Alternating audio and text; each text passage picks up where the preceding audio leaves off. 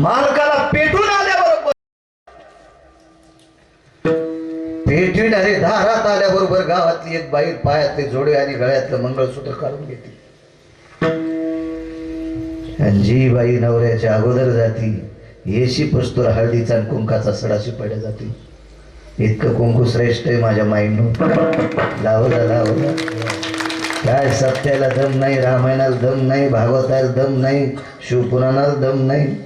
काय नाही आमच्यावर घेतल्यावर तुमचं वीज की मी गुण कोणाला आहे? कोणाला कोणी नुसते महाराजाला पाकिट द्यायचे आणि हे खापक्या करायचे आणि आंबे नाचलेच उपरनं झटकीलं की निघले मुंगळे. गुण गरजेचं आहे. कुंभार दादाचं रूप घेतलं गळ्यात मंगेश अशी मोठी माळ होती. गावातला प्रतिष्ठित व्यक्ती, भारदस्त माणूस. आपल्याला काय काका म्हणले जेवढी गाडगे केलेली मजुरी आहे तितकी घेऊन जा, पण आमची इज्जत सांभाळा. गेल्या 10 पिढ्यापासून या गावाला गाडगे द्यायचं काम आमचं आहे. हात तुटल्यापासून गाडगे देऊ शकत नव्हतं. तुम्ही आलात, नुसते तुटलेले हात जोडले, तुमची कृपा आमच्यावर, हे काम करून टाका. काय न्यायचं ते सगळं न्या. आई साहेब म्हणले तुमच्या बाय गाडी द्या ना. नाही म्हणले काय म्हणणार नाही. चल याला पुढे काय न्यायचं होतं. परीक्षा पाहते ती परीक्षा. आल्याबरोबर अख्ख्या गावात चर्चा. गोरोबा काकाचे पाहुणे आले, गोरोबा काकाचे पाहुणे. पोत मधातून चिरायचा कटा एक बाजू, तो कटा गाढवा टाकायचा. इकून माती इकून माती. माती आणायला कोण होतं माहिती? पंढरपुरातला. सगळ्याची माती करायचं त्याच्याच हातात आहे ना. अख्ख्या जगाची माती त्याच्याच हातात होती ना. बाकी काय विषय, त्याला माती आणायला काय अवघड आहे? माती आण. पाणी जगाची मालकी आणत होती. मला एक आश्चर्य वाटतंय हो, त्या काळातल्या बायका किती नशिबान असतात तुझे बाबा, की पंढरपुरातल्या मालकानं आणलेल्या मातीची गाडगे आणि ती माती भिजवायला पाणी आणायला जगाची मालकी नव्हती. आणि त्या गाडग्यानं वाण त्या नगरीतल्या बायकांना दिल्या. त्या बायका किती नशिबान असतात, काय पुण्यवान असतात, काय पुण्यवान. तुमच्या बाजूला मामासाहेब बसलेला मला पुरावा यांनी सांगितलं. आनंद वाटला. अरे मगर काकांच्या जवळ मामा बसले आणि मामांनी पुण्याला पत्र पाठवलं, जा म्हणले आता तुम्ही. महाराज ही तुमच्या बाबांची कृपा होती. मामासाहेब दांडेकर म्हणजे प्रत्यक्ष मूर्तिमंत ज्ञानोबा आहे. काय किती मोठी ताकद. योगाचा आला, गाडगे तयार झाले तुझे बाबा. मग बायका गाडगे घ्यायला आल्या, अशा हरसून पाहत असलेल्या. एक बाई अशी गाड हरसू लागली. स्वामी लय बऱ्या हरशी असंच वाजू लागले. रुक्मिणी आई साहेबाला राग आला, म्हणले बाई काय होते निबंध गाडगे ना. घेतलं हातात तर वाळ फुटलंच नाही. भगवान म्हणले येडीस का काय, या मोठ्या घरच्या पायात यायला राग आला तर आपलं काय नाही, पण गोरोबा काकाचं वाजन याच्यामुळे शांततेत राहील. 17 बारा टकटक करायली. मुखाद्या बस म्हणला, मुखाद्या बस. हा हिचं गाडगा आपल्याच हाताने फुटायचंय, पण नको ना काकासाठी गपचिप बस नको. भगवान म्हणू लागले बरं का, म्हणून नाच्या. हो ती लई वेळ आहे संतासाठी.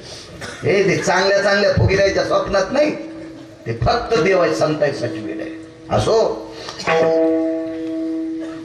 बया म्हणल्या माय गोरोबा काकाचा पाहुणा जादूगारी बाई. बाई माय देतात भीतीवर गाडगं हाणलं फुटलं नाही. तर एक बाई म्हणली बाई खरंच. तिचा नवरा म्हणला अरे तुम्हाला मी त्या दिवशीच पाहिलं, त्या गोरोबा काकाच्या इथं आलेल्या पाहुण्यासंग जे गध आहे का ते डोळत नाही. अरे ते तवाच ओळखले काहीतरी पाणी घुसायले, ते गध डोळतच नाही. तर भगवान म्हणले गरुडा लोळणं काय म्हणले देवा, मी का गध आहे का, मी कसा लोळण. म्हणले गधेच्या समाधानासाठी लोळ. तू गध म्हणून लोळ नको, पण तू लोळल्याशिवाय गधेला समाधान होत नाही याच्या करता लोळ. बर इकून तिकून गरुड लोळले. तर एक म्हणला ते भुकतच नाही. भगवान म्हणले अरे गार व्हायला समाधान व्हावं याच्या करता भूक रे बाबा, भूक रे माझ्या काकासाठी भूक, तू भूक भूक माझ्या काकासाठी. बघा बस ना खाली ताटशील ना तू, आणि तू नाही ताठायला पण मागच्या याच्या शापानं जळशील ना. ते मला पाहायला आले तेच जरसा खाली असं ते विठाला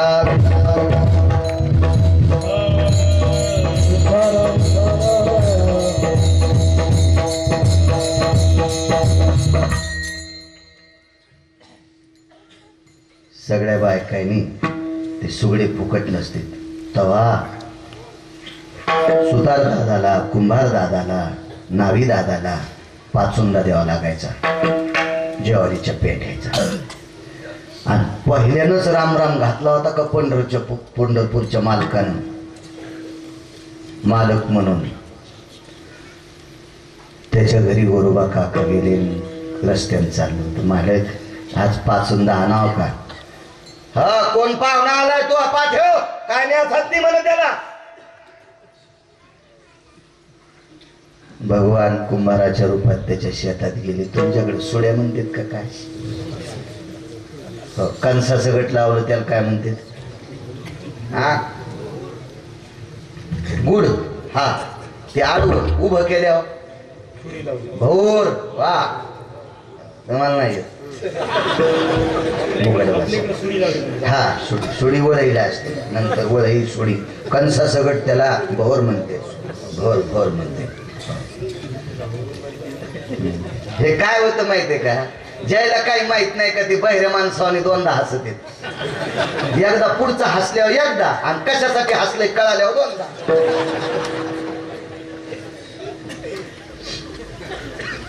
अशा 5-5 हजार कडब्याच्या भोवरीला आपल्या गोल अशा. भेंडी खाली असती, ही उलटी, वरून बारीक आणि खाली मोठ. आणि गाढवाच्या रूपातल्या गरुडाला सांगितलं, हे लय तारारुल्याने बोललं रे, आपल्याला याचा पाचुंदा न्यायचा आहे. गाढवाचं रूपांतर गरुडात झालं, पकड घातलं सुडी खाली. काय सुडी भोर काय म्हणायचं म्हणा त्याला, जाऊ द्या. घातलं असं. आणि 5,000 कडब्याची भोर या पकडाव, आणि 5,000 कडब्याची भोर या पकड. गोरोबा काकाच्या दारात आणलं. विटेवरच्या मालकीनीनं कंस खोडे, मोगरीनं वडिले, ज्वारीची थप्पी मधात लावली, कडब्याची थप्पी लावली. गाढव होते 2-4 त्याची तर खाना. आणि सकाळी मालक येड्याला गेला. बा गोरोबा काकान सुटत नाही. गडी म्हणजे आलेच नाही राहणार. कसं काय नेलं? हे गरुड दिसत असतो करायला, ती तितके हिशोबातले होते वेगळी. हा त्याला गरुड दिसायला इतके पुण्यवान होते का ते? गोरोबा काकाला समर्थ केलं. दृष्टांत संपला. भक्तीचं कर्ज पंढरपुरातल्या मालकावर होतं. हे कर्ज फेडण्यासाठी किशोर वा जगाचा मालक नाचला. म्हणून नाच मागे मागे,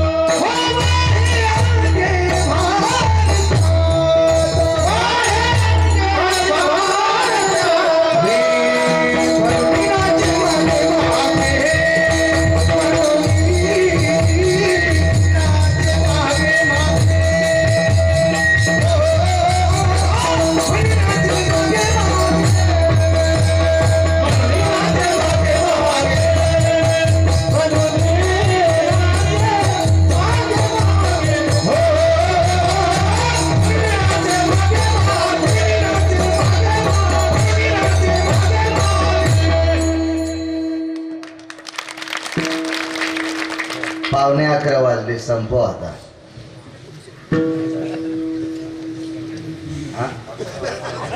रिसोड माफ आहे की 21 किलोची पाहिजे.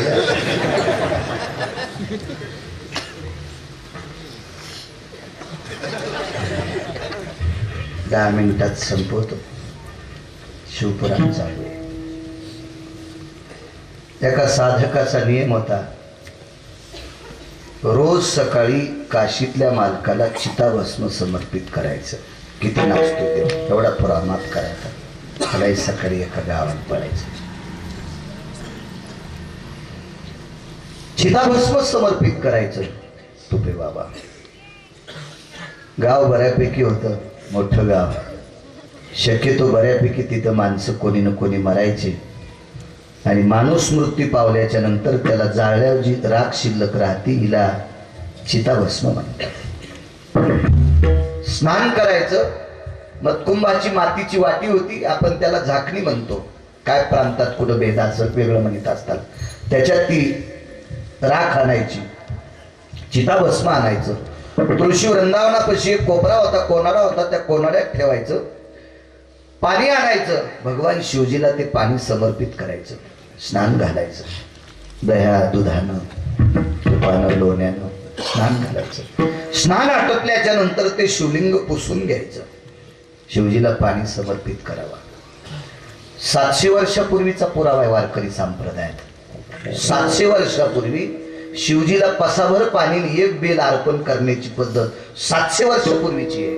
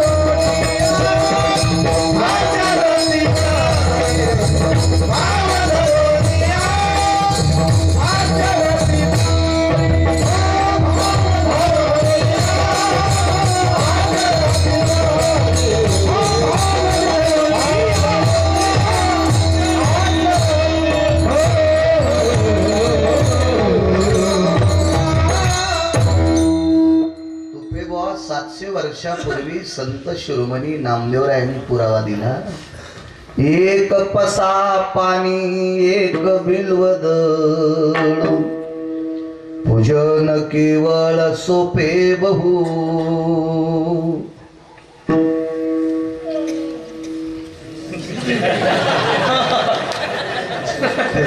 शर्करा यत् मिश्रितम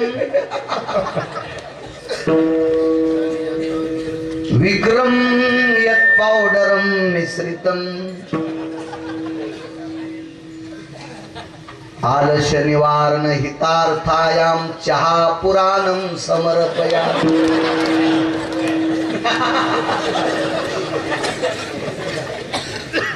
किंवा याला म्हणायचं ब्रेक के बाद चलत राहते. स्वामी त्या दिवशी त्या गावात कोणी मेलं नाही. ठरलेल्या नित्य नियमानुसार वाटी रिकामी आली मातीची. तुळशी वृंदावनापाशी कोणाला त्याच्यात ठेवली ती वाटी. भगवंताला स्नान घातलं. शिवजींना शिवलिंग पुसलेला आहे. आवाज दिला लक्ष्मी. किती नाचते, किती भक्तासाठी वेळ आहे देव. किती नाचते लक्ष्मी. भस्म घेऊन ये ग. पाहिलं त्या वाटीत तर वाटी रिकामी होती. तुपे बाबा रिकामी वाटी होती. दुसरा आवाज आला लक्ष्मी भस्म घेऊन ये ग.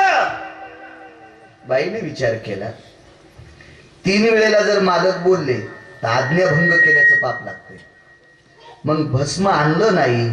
गावात काल कोणी मृत्यू पावला नाही. चिता भस्म नाही हे मालकाला माहित आहे. तरी पण मालक मला भस्म आणा का म्हणतात. रोजचा नियम आहे. पूजा करत असताना इतके मग्न झाले, इतके मग्न झाले, इतके मग्न झाले की त्या मग्न अवस्थेत लक्षातच आलं नाही की आपण भस्म आणलंच नाही. आणि बाईच्या लक्षात आलं, तिसरा आवाज येतोय, लक्ष्मी भस्म घेऊन या. तुळशी वृंदावनापाशी स्वतःच शरीर जोहार केलं आणि 5-10 मिनिटं काय असेल ते बसले देवापाशी, व्यथा सांगत होते. काय देवा, काय जीवनात बायको दिलीस रे माझ्या. साधं तुळशी वृंदावनापासलं भस्म मला आणून देत नाही, पण लक्षातच नाही महाराज भस्मच नाही. ती बाई देईन कुठली. ती बाई सात्विक होती, ती काय आपल्या बायकासारखी थोडीच होती. 9-10 आवाज देऊ नाही, बोलत नाही. तुम्हाला सांगू का, संसारात स्वर्ग कधी असतो. बाईनं एक शब्द नवऱ्याचा ओलांडू नये. अशी बायको ज्याला भेटली असेल त्यानं म्हणायचं मी स्वर्गात आहे. आणि काहीच नवऱ्याचं ऐकत नाही, त्यानं बंगल्यात असलं तरी म्हणायचं मी मसन वाट्यात आहे. मी घोडी घेतली एक 4 पायाची, घोडी चांगली घेतली. त्याला म्हणलं मी बसून पाहिजे, बसून पाहिजे. घोडी बसूनच पाहावं लागते. नुसती हरभरे खाण्यावर गोळी घेतात ते रे.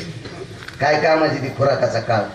आमच्या मित्रांनी मसळ घेतली, 14 पेंड्या खाल्ल्या मकाच्या, वल्ल्या मकाच्या 14 पेंड्या. दूध काढायला गेल्यावर चिलिम पण नाही भरली. नाही म्हणलं हे कडव्याचा काळ आहे रे, हे तू ही काय लावली काढून टाक. काय कामाचं असाय. मग पहिली चाल, दुसरी चाल, तिसरी चाल, वेळ झाला वेगळा सांगतो. घोडीला 3 चाल मस्त. घोडीवर बसलो, तांब्या घेऊन तर थेंबर पाणी नाही सांडलं, इतकी घोडी. नाही तर काही काही घोड्या खाला चांगल्या. मालक बसल्याच्या नंतर 5व्या दिवशीच अस्थिरोग तज्ञाकडे जावं लागतं मणक्याचं ऑपरेशन करायला. इतके मणके हाली त्या अशा. 3रा खाली, 4था वरी. हो, लगेच असा खपक्या फटा. तशा घोड्यावर नाही बसलं पाहिजे, कामाच्याच नाहीत त्या घोड्या. सारे हाडं ढिले करून टाकतात त्या घोड्या. घोडी चांगली होती, 3ही चाली मस्त होत्या. आवड घेतली. हौसानं कीर्तन नसल्यामुळे शेतात येड्याला गेलो. पण घोडीला एक खोड होती, ती लोंब कळलेले बोरी खालून जात होती. अरे म्हणलं बाळा, मेला तू, मेला आता मेला. मी उडी टाकली, नाही तर मग थुत्तर वारबाडत होतं. त्या दिवसपासून लक्षात आलं, हिच्यावर बसण्यापेक्षा रानात पायी गेलेलं बरं. वैकुंठवासी बापूसाहेब मालक म्हणायचे, दिंडी क्रमांक 15चे मालक पंढरीनाथ बुवा. ते म्हणायचे, आयंदळ घोडीशे पायंदळ भाला, आयंदळ घोडीशे पायंदळ भाला, अवकुसळ बायकोशे रांडका भाला. ज्याच्या जीवनात खोडील बायको आहे का, त्याच्यापेक्षा इदूर राहिलेलं बरं. कर्कशे संगती उदंड फजिती. अरे बाप्पा, तुम्हाला एक सांगू का, बाहेरच्या लोकांच्या त्रासातून वाचताना एक जणाचा कापूस लोक चोरून नेऊ लागले, त्यानं गडी सांभाळायला ठेवला. आणि पप्याच्या महिन्यात मुका द्यायला कोणाला सांभाळ. मोठा अवघड आहे. संसारातलं जे ग्रह छिद्र आहे का, हे कॅनल सारखं होत असते कालांतराने. कॅनल सारखं, कॅनल सारखं. हो, ज्याच्या सांसारिक माणसाला 6 सुखाची प्राप्ती झाली, त्याच्यात प्रकाशराव मनाच्या योग्यतेची पत्नी सापडली की समजायचं मी स्वर्गात आहे. अशी पत्नी सापडली. ज्वार केले माहित नाही महाराज. देवा काय जीवनात पत्नी दिली रे, जिता भस्मान म्हटल्याच्या नंतर आणत नाही. असो देवा, माझा नियम मोडला. दुःखद स्वरूपानं बाहेर आले. तुळशीच्या वृंदावनापाशी राखाचा ढीग पडला होता. अरे काय पत्नी, वाटी खुपशिली. आणि अंतकरण रडत होतं, डोळे नाही. आणि ते चिताभस्म भगवंताच्या शिवलिंगावर समर्पित केल्याबरोबर त्या चिताभस्मातून एक बांगडी जशाल तशी शापित होती.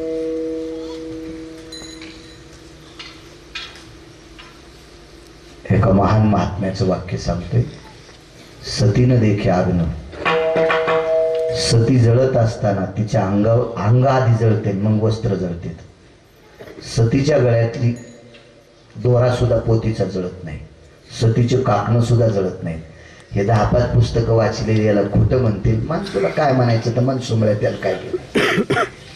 रुक्मिणी नावाची एक वारकरी नव्हती. रुक्मिणी नावाची एक वारकरी नव्हती.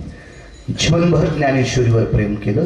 ती माऊली मृत्यू पावल्याच्या नंतर तिच्या गळ्यातल्या तुळशीच्या माळाचा दोरा जशाला तसा सापडला आणि त्या तुळशीच्या माळीची समाधी ढवळेवीर नावाच्या खानदेश नावाच्या प्रांतामध्ये दोऱ्यासह तुळशीची माळ सापडली.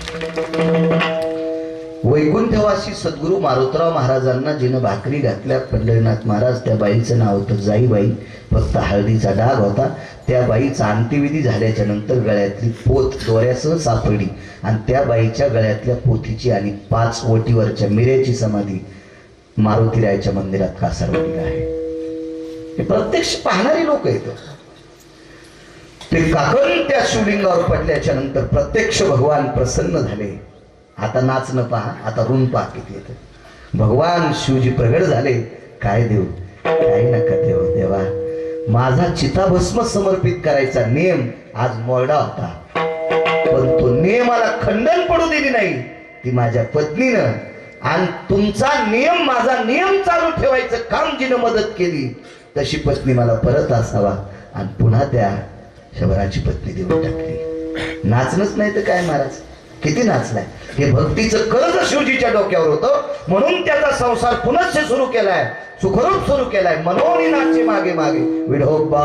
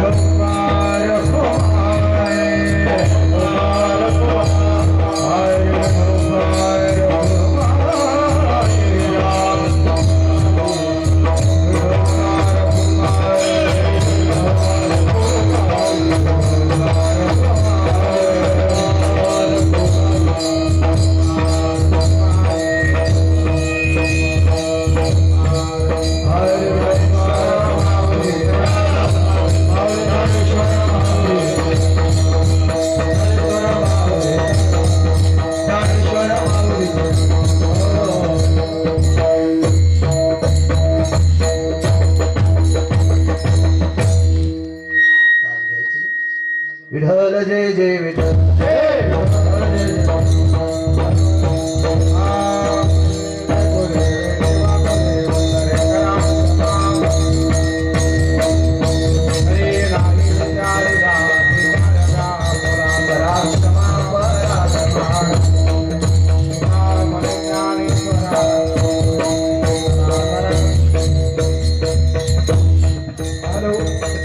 स्वामी आता आपल्याला 2 मिनिटं वाद्याचे अलग अलग ताल काढून दाखवते. मंडळी थांबा जराशे, फक्त 5 आदरणीय मिनिटं. सारंगधर दीपाजी काकडे सरपंच यांच्या वैकुंठवासी स्वर्गीय दीपाजीराव आनंदा काकडे यांच्या स्मृतिप्रित्यर्थ सारंगधररावांनी आजची सेवा घेतली. आदरणीय सरपंचांना कोटी कोटी धन्यवाद. याच्याकरता त्यांच्यामुळे मला सद्गुरू मैनागिरी महाराजांचं दर्शन झालं, माझं महत्भाग्य. सरपंचांना धन्यवाद.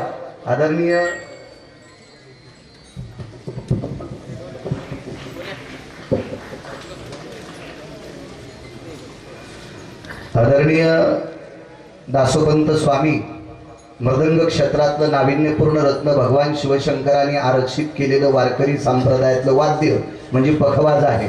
या मृदंग क्षेत्रामध्ये बऱ्याच काळ स्वामींची सेवा झाली, म्हणून या स्वामींचे एक सुपुत्र आदरणीय ऋषिकेश भैया यांना फार मोठं या महाराष्ट्राच्या मातीत, या भारत देशाच्या मातीत त्यांना फार मोठं पारितोषिक मिळून पखवाज क्षेत्रामध्ये, मृदंग क्षेत्रामध्ये त्यांना सन्मानित करण्यात आलं.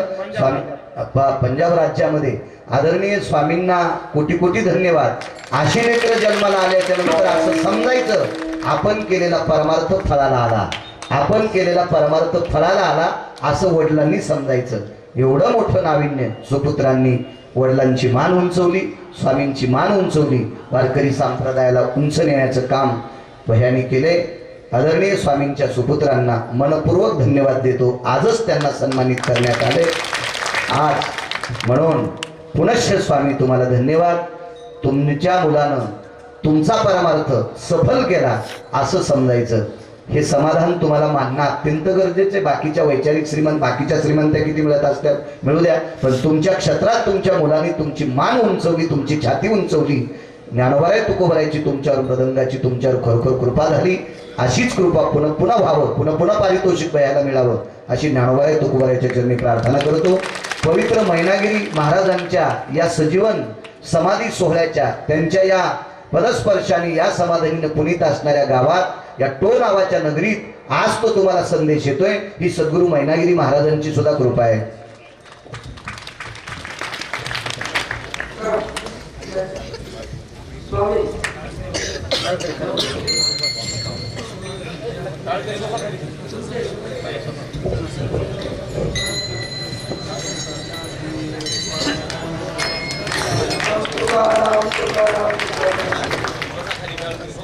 हॅलो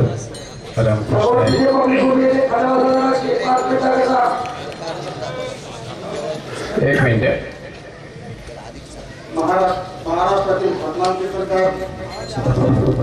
हरिभक्तपरायण बाळू महाराज गिरगावकर यांनी आमच्या विनंतीला मान देऊन या ठिकाणी सुश्राव्य असं कीर्तन आपल्याला ऐकवलं आणि आम्हाला सेवा करण्याची संधी दिली. त्याबद्दल गावकऱ्याच्या वतीनं आम्ही त्यांचे आभार व्यक्त करतो. यानंतर स्वामीजी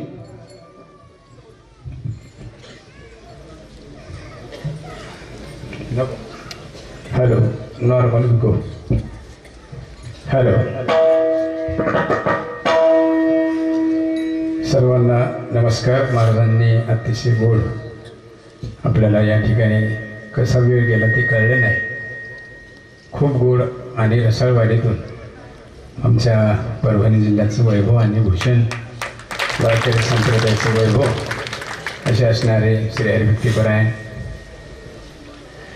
बाळकृष्ण महाराज गिरगावकर आणि मला अभिमान आहे, स्वाभिमान आहे त्यांच्याबद्दल. या ठिकाणी अनेक गावागावातून शहराशहरातून या ठिकाणी भाविक भक्त या श्री संत मैनागिरी महाराज यांच्या उत्सवासाठी या ठिकाणी उपस्थित आहेत. मला अतिशय आनंद होत आहे. मी खरं बोलतो, ह्या जागेवर खोटं नाही बोलणार.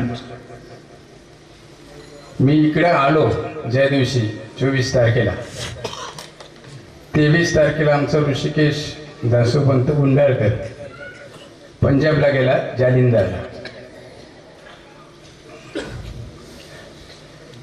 त्याचा मोठा भाऊ सिद्धेश्वर त्यांनी सुद्धा 6 सुवर्णपदक मिळवली. आणि आज ऋषिकेशने सुद्धा त्याच्यात जागा चालवली. मला खूप आनंद होतोय. मला म्हणजे सकाळी 9 वाजता पंजाबमधून फोन आला. लहान गटाचा नंबर, जे माझी छोटीशी सांगली जिल्ह्यातली मुलगी ज्ञानेश्वरी घेरडी म्हणून, तिचा सोलो वादनामध्ये प्रथम क्रमांक आला पाटवाजामध्ये. मी म्हणलं ऋषीचं काय झालं? ते म्हणलं ऋषीचा अजून काही निकाल लागले नाही, तिथे दुपार आहे, दुपारनंतर वादन आहे. मी या ठिकाणी मला काही मंडळांनी ग्रामस्थांनी चहा पिण्यासाठी जेवणासाठी बोलवलं म्हणून तिकडे गेलो. जात असताना पहिलं बाबाच्या समाधीचं दर्शन घेतलं आणि त्यांना सांगितलं मी पुढच्या वर्षी 1 दिवस आगाव येणार, ऋषीचा नंबर आला.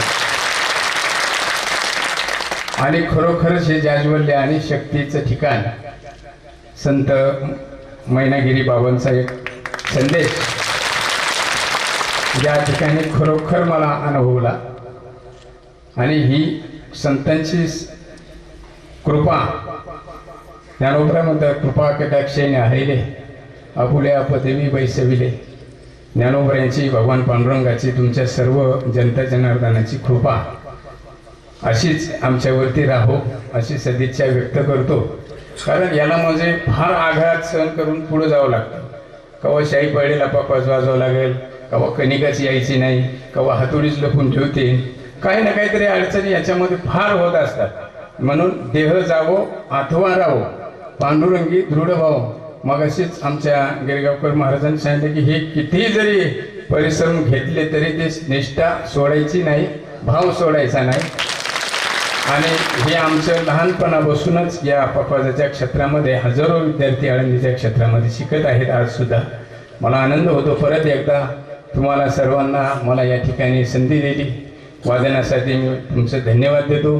आणि ऋषीला पुन्हा एकदा इथूनच त्याचं अभिनंदन करतो. रामकृष्ण हरी. सुरुवातीला एक गणेश परण आणि आमचे करंजीकर साऊंडवाले अतिशय माझ्यावर प्रेम करणारे. सापाचा आणि मुंगसाचा माणूस म्हणून असते भांडण लावायचे, पण ते लागत नाही, ते पैसे गोळा करून घेऊन जात असते. म्हणून आमच्यामध्ये काय नाही, तुम्ही काही गैरसमज करून घेऊ नका. अतिशय गोड आहे. रामकृष्ण हरी. गणपती गजानन धुमक देखित गणगणाधीश गिनिधी धिंत धिंत धिंत धिंत धिंता भालचंद्रधर विघ्न हरण सुर भगत दुःख हर हर गिरिजा वरदा धगिन गिनता तान गिरत धिंगत धिनत किट धिकिट कतक नाचत सिद्धि विनायक दत्त थै तकिट थै तकिट थै तत्त थै तकिट थै तकिट थै तत्त थै थै थै थै थै.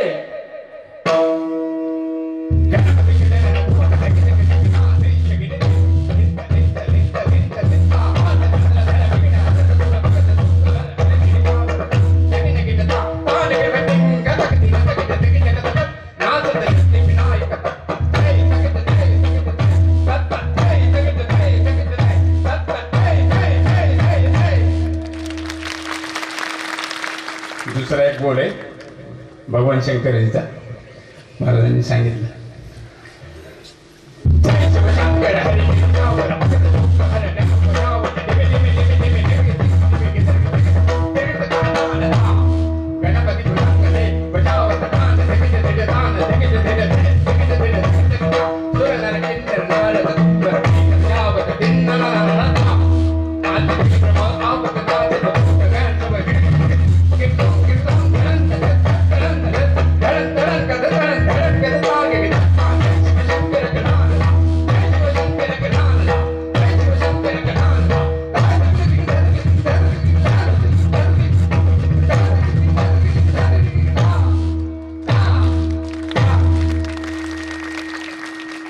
एक दोन बोल आपल्या समोर मी स्वतः तयार केलेली ही शास्त्रीय ते माझ्या पद्धती.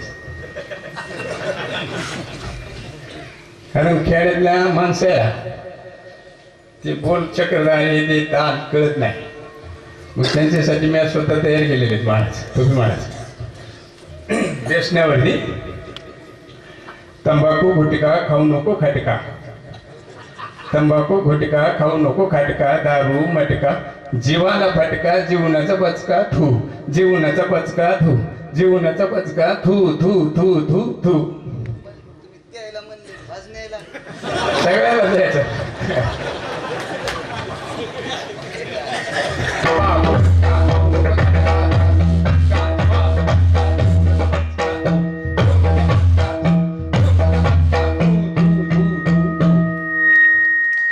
तर दुसरा पान सुपारी हे बरोबर जण ऐकू ऐकू वाजवायले तर, पण त्याच्यात ते आईच्या पलीकडचे जे अक्षर तयार केलेले आहेत ना महाराज, ते बाकीच्या आवाजी नाही जमाने, ते आपले परभणी जिल्ह्यातले शब्द. पान सुपारी, पान सुपारी हात चुना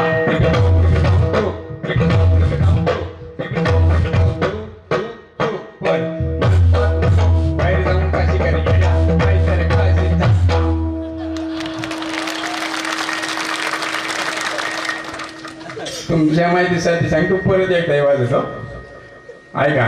पान सुपारी का चुना, तिकडे जाऊन थूक, म्हणजे अशा जागेवर मी कार्यक्रम करतात ना, मग बाहेर जाऊन काय शिकारी येण्या नाही तर खाशील झपका. ह्या बोलातून संदेश आहे. पान सुपारी हात कापला नुसता कत वाजायचा का चुना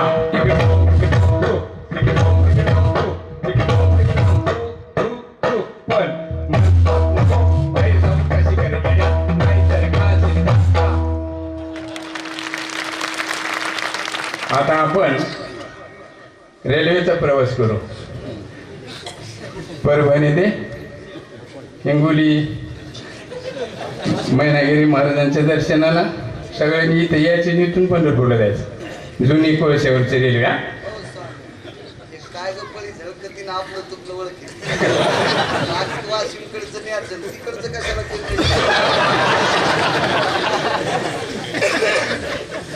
आहे का रेल्वे स्टेशनवर सुरुवातीला असते.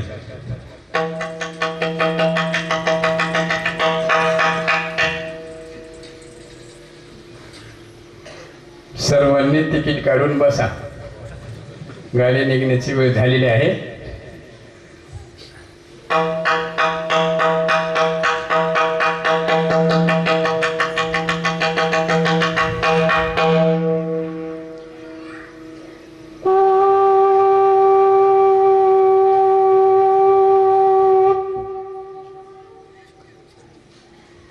टीसी येईन बरं, सगळ्यांनी तिकीट काढून ठेवा.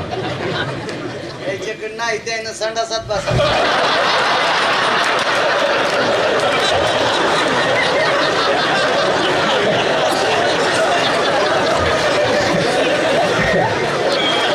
पंढरी महाराज कुठे?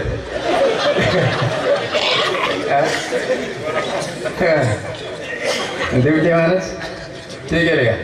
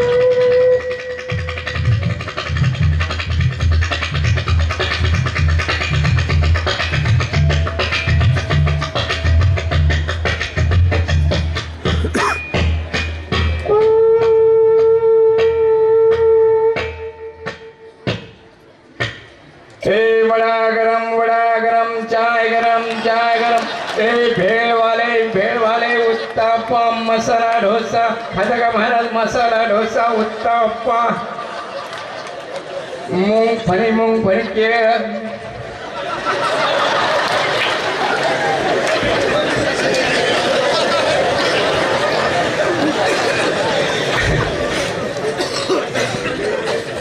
एक स्मरण वाजवतो भगवान शंकरजीचं.